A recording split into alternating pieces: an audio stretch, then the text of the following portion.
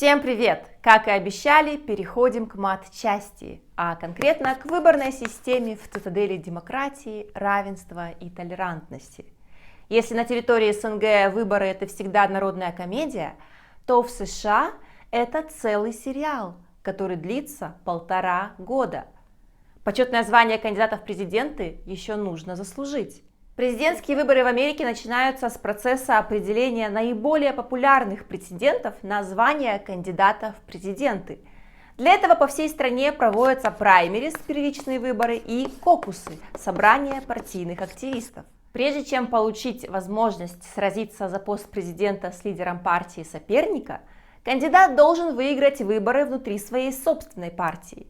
При этом кандидат должен быть не абы кем, а гражданином США по рождению, проживающим в Америке не менее 14 последних лет и быть старше 35. Кстати, самый молодой президент США за всю историю – это Джон Кеннеди, который возглавил страну в 43 года.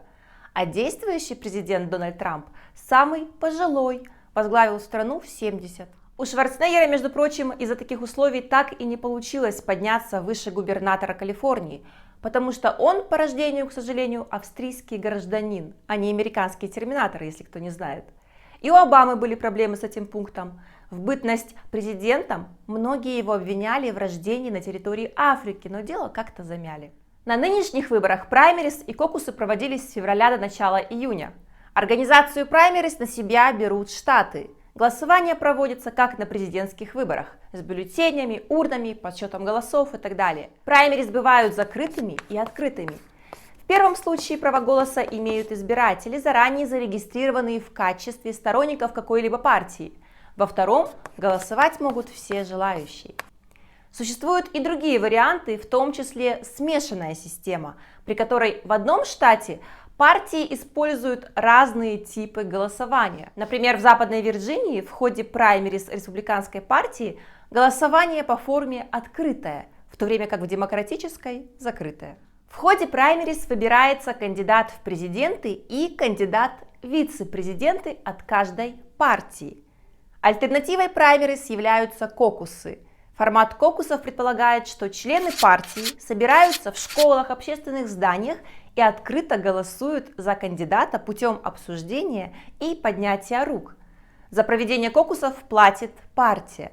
Считается, что слово «кокус» пошло из языка американских индейцев алгонкинов и означает скопление людей, которые производят много шума. В принципе, слово хорошо подобрано. Кокусы тоже бывают как закрытые, так и открытые. В первых могут участвовать только зарегистрированные члены соответствующей партии, во-вторых, все желающие. Результаты кокуса являются решающими только в тех случаях, если партия не участвует в проводимых в этом штате праймерис, или праймерис вообще не проводится. То есть, если партия решает выбрать кандидата на собрании, то праймерис она, соответственно, проводить не может. В настоящее время большинство штатов перешли на систему праймерис, хотя некоторые до сих пор проводят кокусы. Первичные выборы проводятся во всех штатах не одновременно. Например, в 1977 году штат Нью-Гэмпшир принял закон, по которому ему гарантируется статус первого штата, проводящего первичные выборы. Традиция проводить кокусы, в свою очередь, в Айове существует с 1972 года. Считается, что именно в Айове и Нью-Гэмпшире с высокой долей вероятности выявляется лидер будущей президентской гонки, а точнее фаворит той или иной партии. Специалисты посчитали, что о ходе и результатах голосования в Айове и Нью-Гэмпшире публикуется столько же статей в СМИ, сколько о выборах во всех остальных штатах.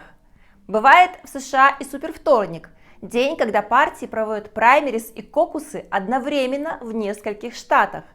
В этом году такой день выпал, например, на Всемирный день охраны здоровья, уха и слуха 3 марта.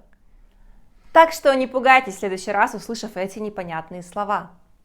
Это те же партсобрания, но покрасивее, повеселее и по телевизору показывают. Первичные выборы – это не одиночное катание, это парное выступление. Выдвигаются сразу две кандидатуры – кандидата в президенты и кандидата в вице-президенты. Пока вроде все понятно и демократично, но едем дальше. В США, как и практически во всем мире, в основе формирования государственной власти лежит буржуазный принцип разделения, предложенный в свое время Монтескье, а именно на законодательную, исполнительную и судебную.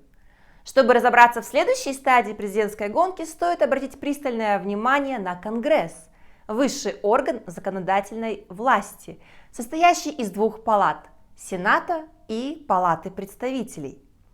В Сенат каждый штат делегирует по 2 представителя, итого в сумме 100 членов Сената. Наполнение Палаты представителей идет более извилистым путем. В зависимости от численности населения каждого штата пропорционально отбирается в процентном соотношении количество представителей на двухлетнюю каденцию. Чем больше населения, тем больше представителей. При этом берутся во внимание результаты десятилетней переписи населения. Всего количество представителей составляет 435. Количество представителей от штата в Конгрессе определяет количество его голосов выборщиков-избирателей, а сам юридический процесс организации системы непрямых двуступенчатых выборов, при помощи которой избираются президент и вице-президент США, называется коллегией выборщиков. Всего выборщиков 538, так как к 535 конгрессменам добавляются в соответствии с 23-й поправкой Конституции 3 выборщика от округа Колумбия, это в котором столица США, город-герой Вашингтон. Для целей коллегии выборщиков он становится штатом. Отбор выборщиков происходит на партийных съездах в каждом штате или их выбирает партийное руководство штатного уровня.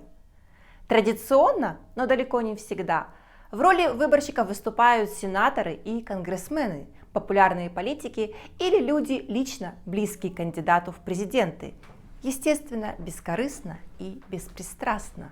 Как гражданин, наделенный всей полнотой гражданских прав, вы фактически голосуете не за президента и вице-президента, а за избирателей вашего кандидата. Еще не запутались? Дальше будет еще интереснее. Практически во всех штатах выборщики, это те, кого народ выбрал проголосовать дальше, так сказать, передать ваше мнение, несут ответственность перед назначившей их партией. Конституция, правда, никоим образом не обязывает выборщиков голосовать на основе результатов волеизъявления большинства. Однако подобные требования об ответственности проголосовать, как решили люди, законодательно установлены только в 26 штатах. В остальных забыли про эти свободы, с кем не бывает. В редких случаях за нарушением этих законов предусмотрены символические штрафы, максимум $1000. И вот здесь, как говорится, начинается ловкость рук и никакого мошенничества. Если верить американским светилам истории и литературы, в Америке исторически махинации на выборах были нормой. И неважно, выбирали президента США, либо главу местного пожарного отделения. На участках действовали организованные банды, воздействовавшие на избирателей.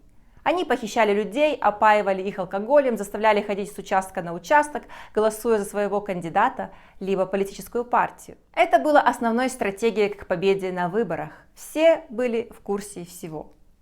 Методы, конечно, поменялись, но осадок, как говорится, остался где-то на уровне подсознания как избирателей, так и избираемых. Кстати, в данном контексте исторического отражения американской действительности рекомендую поближе ознакомиться с произведениями Марка Твена и Теодора Драйзера. Суть современных махинаций даже не в добросовестных выборщиках, отдающих свои голоса другому кандидату. Такое, конечно, бывало, но чрезвычайно редко. Как говорится, выборы пройдут, а им потом здесь жить. Дело во внутренних особенностях американской политической кухни с легализованными лобби, политтехнологиями продвинутыми и предвыборными кампаниями, бюджет которых превышает бюджет некоторых стран третьего мира. Но куда без этого? Даже в нашем стереотипном понимании это чисто американское show must go on.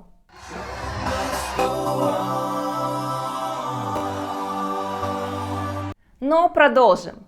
Для избрания на пост президента и вице-президента кандидатам необходимо получить абсолютное большинство голосов выборщиков, то есть не менее 270. Если ни один из кандидатов не набирает нужного числа голосов, президента избирает Палата представителей, а вице-президента, соответственно, Сенат. Эта процедура применялась дважды: в 1801 году, когда был избран третий президент Томас Джефферсон, и в 1824 при избрании шестого президента Джона Куинси Адамса. По последней переписи 2010 года количество выборщиков по штатам выглядит следующим образом. Как мы видим, в принципе, победа в первых 11 густонаселенных штатах, учитывая, что в 48 господствует принцип «победитель забирает все», уже гарантирует победу в президентских выборах. Но и здесь не все так просто. Существуют исторические предпочтения штатов.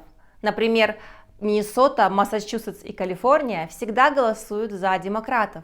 Это означает, что все голоса выборщиков идут кандидату от демократов, а республиканцы только молча наблюдают за этим плюрализмом мнений.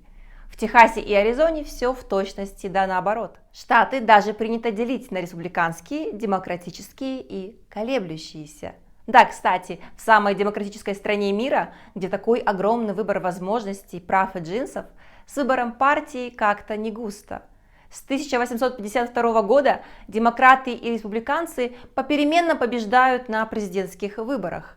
С 1856 года эти партии контролируют обе палаты Конгресса, а также законодательные собрания штатов.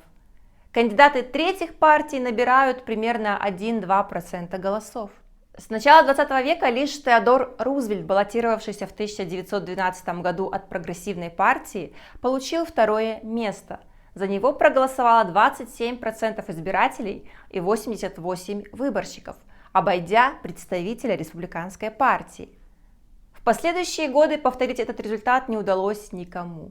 Правда, он уже был президентом от республиканцев и, по мнению многих историков, одним из самых успешных. Поэтому основной фокус президентского противостояния направлен на колеблющиеся штаты, или, как еще их называют, штаты-качели или фиолетовые штаты, так как при смешивании красного, символа республиканцев, и синего, демократов, получаем фиолетовый. Как показывает история коллегии выборщиков, кандидат, получивший большую поддержку населения страны, может проиграть в президентской гонке, получив низкое количество голосов выборщиков. Из последних таких примеров можно привести победу Буша-младшего в 2000 году, набравшего необходимый минимум 271 голосов выборщиков, при этом поддержка населения составила 47,9% против 48,4% поддержки Альберта Гора. Те выборы в принципе и запомнились из-за скандала. В штате Флорида голоса, поданные за Буша и его оппонента, демократа Альберта Гора, много раз пересчитывались. Точку поставил Верховный суд, присудив победу Бушу-младшему, хотя в США до сих пор есть немало тех, кто не верит в ее правомерность. Пикантности ситуации придает тот факт, что губернатором штата Флорида в то время был родной брат президента Джеб Буш. Так что выборы в США можно выиграть и в суде. Хотя зачем уходить далеко в дебри? Нынешний кандидат в президенты Трамп также в 2016 году уступил Хиллари Клинтон по уровню народной поддержки – 46,1% против 48,2%. Но выборщики рассудили по-другому. 304 голоса «за», и у США самый одиозный президент в истории. Парадокс. Буш и Трамп не первые, ставшие таким извилистым способом президентами. И это не могло не вызвать недовольства. Но откуда же взялся такой сложный инструмент выборов, как коллегия выборщиков?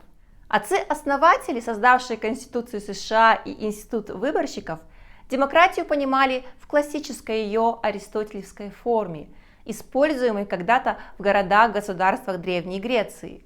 Государственность тогда только зарождалась, союз штатов был настолько зыбок и дружественен, что до сих пор некоторые высказываются о выходе в свободное плавание. Да и политтехнологий тогда не было, ни телевизора, ни интернета. Как всем объяснить, за кого голосовать правильно? Поэтому, как констатируют современники и ряд историков, авторы опасались, что прямые выборы президента приведут к господству толпы. Напомним, что изначально в американских штатах право голоса имели только белые мужчины, обладавшие собственностью. Полвека потребовалось, чтобы право голоса получило все белое мужское население.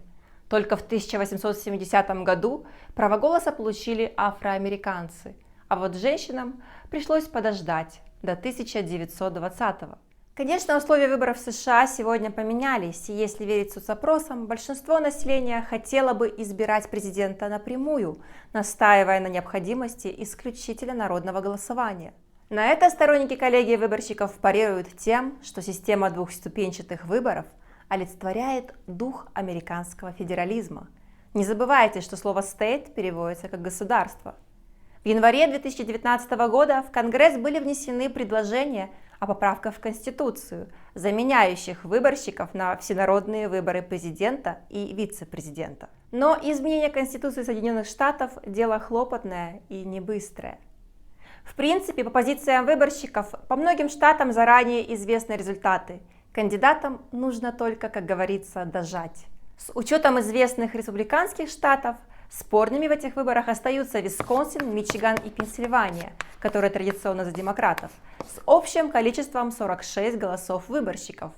И в обосновании своего прогноза, озвученного в предыдущем выпуске, считаю, что Трамп может рассчитывать на успех, так как речь идет о небедных штатах с довольно высоким уровнем ВВП и порядка 80% белого населения, которое крайне недовольно организованными в последнее время беспорядками и митингами. Следите за новостями, делайте свои собственные выводы и подписывайтесь на мой канал.